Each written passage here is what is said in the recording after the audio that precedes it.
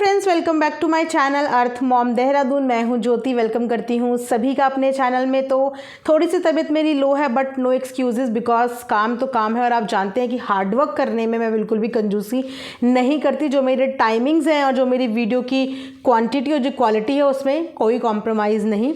तो हम लोग एक्सक्यूज़ेस साइड में रखते हैं। वैसे आजकल क्या है ना कि एक्सक्यूज़ेस का कुछ ज़्यादा ही ट्रेंड चल रहा है और जब कुछ चीज़ से काम ना चले तो किसी चीज़ का एक्सक्यूज़ दे दो, इमोशनल कार्ड प्ले कर लो, सिंपैथी कार्ड प्ले कर लो और फिर ऑडियंस का प्यार भी बटोर लो, ऑडियंस की अटेंशन भी बटोर लो।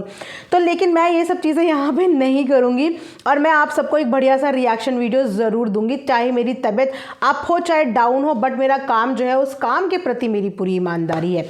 तो दोस्तों, आपने देखा ही होगा कि आज तो सुबह से सब कुछ चालू है। मतलब सब कुछ चालू है। मैडम चालू है, जनाब चालू है, साहिबा चालू है और तो और शो के सारे कंटेस्टेंट चालू है। नहीं, वो वाले चालू नहीं, मतलब कि उनका मोड ऑन है। मोड ऑन मतलब वोटिंग मांगने के लिए चालू है। सब के सब आज वोट मांग रहे हैं, भर भर के वोट मांग रहे हैं। पहले तो आज रानी जी का लाइव चल रहा था जिसमें रानी जी ने कम से कम आई थिंक आधे घंटे तक ऑडियंस को खूब एंटरटेन किया। मतलब सिर्फ वोट नहीं मांगे, उन्होंने एंटरटेन भी किया, ऑडियंस से बात भी करी, उनसे वोट अपील भी करी और उन्हें अपना टैलेंट भी दिखाया। उन्हें 2-4 डांस मूव्स भी दिखाए, अपना टैलेंट भी शो करा। मतलब जैसे वो कलाकार हैं भैया, कलाकार का काम तो कला ही दिखाना होता है ना, और कला के बलबूते पे जो वोटिंग मिले उसका स्वाद ही कुछ और होता है। लेकिन मुझे बहुत अच्छा तरीका लगा रानी का कि रानी ने जिस तरीके से वोटिंग अपील की, वोटिंग अपील करने के साथ साथ उन्होंने अपने दोनों कोरियोग्राफर को बहुत ज़्यादा क्रेडिट दिया, उनकी मेहनत की सराहना करी, प्लस उन्होंने अपने डांस मूव्स दिखाए, ऑडियंस के साथ कनेक्शन बनाया, उनसे बातें भी करी और अपनी वोटिंग अपील भी करी। तो भैया जब रानी मैदान में उतर चुकी हैं और आप जानते हैं कि रानी की वॉचिंग ऑलमोस्ट 30-40K के बीच में आ गई थी इंस्टा की, तो भैया उस पर फिर हमारे जनाब कहाँ पीछे रहने वाले थे। चलो रानी के पास तो सिर्फ एक चैनल है, बट हमारे जनाब के पास तो प्रमोशन के लिए ढेर सारे चैनल हैं। तो अब छोटे छोटे जितने भी जनाब के यूट्यूबर फ्रेंड्स हैं उन सब के स्टोरी पे जनाब का प्रमोशन लग चुका है। प्रमोशन छोड़िए, इस बार तो जनाब की बहन ने इतना बड़ा दिल दिखा दिया। मुझे लगता है कि जनाब की बहन ने एनिवर्सरी पे, देखो कपड़े वपड़े तो लेती ही है, अब मैडम वो पहने ना पहने, लेकिन इससे बड़ा गिफ्ट एक बहन की तरफ से एक भाई के लिए कुछ नहीं हो सकता कि उन्होंने इस बार अपने पूरे व्लॉग में अपने भाई के लिए बहुत ज़्यादा सिफारिश करी है, अपने भाई के लिए बहुत ज़्यादा वोटिंग अपील की है। एक बहन की सेंटिमेंट्स की मैं कदर करती हूँ और उसकी इमोशंस की मैं कदर करती हूँ।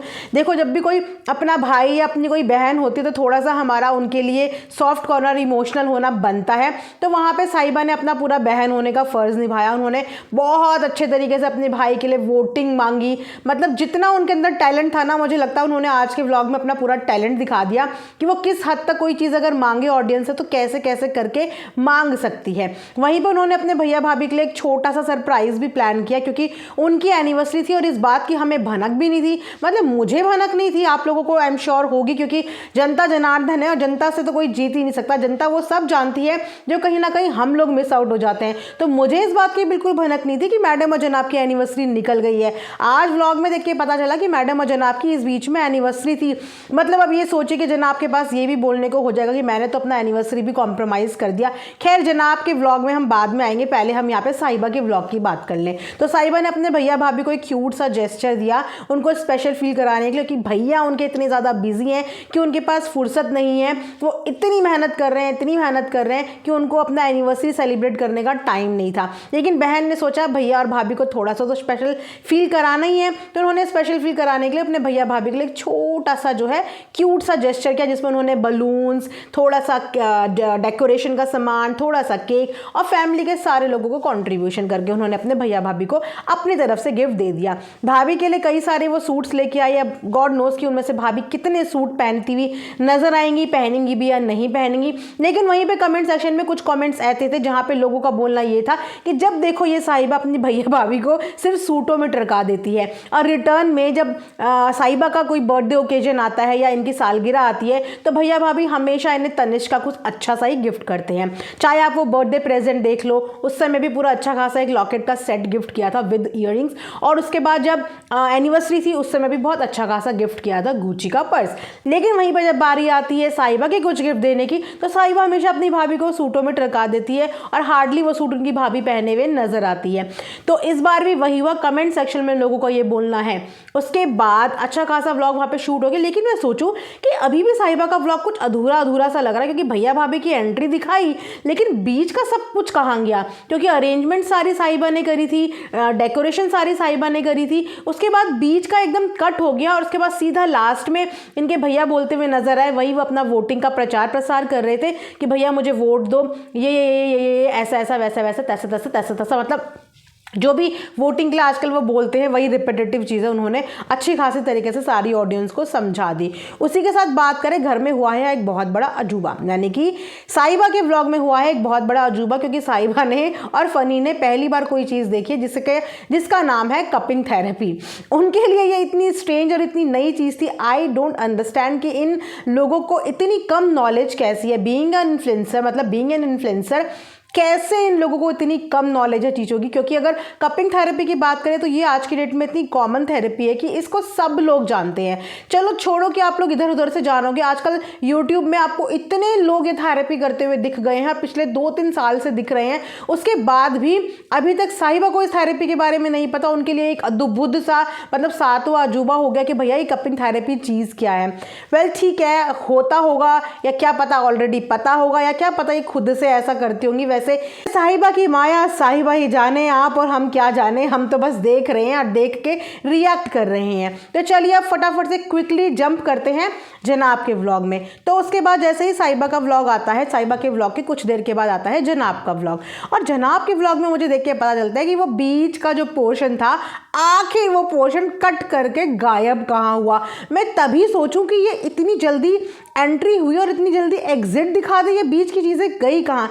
तो तब मुझे समझ में आया जैसे ही जनाब का व्लॉग आया कि वो जो एक्चुअली बीच की चीज़ें थी ना, वो सब जनाब के व्लॉग में आई, क्योंकि जनाब इतने दिन से कोई कंटेंट नहीं बना पाए, कोई कंटेंट शूट नहीं कर पाए, तो वहाँ पे जो साहिबा ने जो कंटेंट क्रिएट करा था वो कंटेंट का हिस्सा जनाब को दे दिया गया। और वो जो है केक कटिंग, केक के समय जो बातचीत, गिफ्ट ओपनिंग, एवरीथिंग, वो सब कुछ देखने को मिला जनाब के व्लॉग में। और अपने व्लॉग में भी जनाब ने वही रिपीटेटिव चीज़ें बताई, अपनी पूरी जर्नी बताई, किस तरीके से फर्स्ट वीक में मेरे साथ क्या हुआ, सेकंड वीक में मेरे साथ क्या हुआ, घर में कितने बजे आता हूँ मैं, घर से कितने बजे जाता हूँ। मतलब अब तो हद हो गई है भैया, हद होनी भी चाहिए अब, क्योंकि फिनाले को बचा ही सिर्फ 1 हफ्ता है। मतलब अब जितना कर लिया उतना कर लिया, एंड उसके बाद तो फिर ऊपर वाला करेगा जो करेगा, लेकिन सब लगे हुए हैं अपने अपने एंड पे। लेकिन जिस कदर जनाब और जनाब की फैमिली लगी है, इतना कोई नहीं लगा है। जनाब की फैमिली तो नारे तक लगाने के लिए तैयार हो गई है।